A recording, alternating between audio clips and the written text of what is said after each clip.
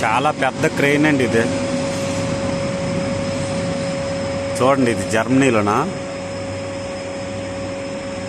అదే మొత్తం మడత పెట్టుకుంటుంది. చూడండి, తగ్గిపోతుంది అలాగా. పని అయిపోయింది, సర్దేస్తున్నాడు సామాన్లు.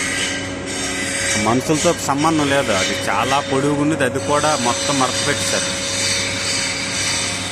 చూడండి, డౌన్కి వచ్చేస్తుంది లిఫ్ట్ లాగా. చాలా పెద్దది ఇది, వచ్చేసారి చూడడం దీన్ని.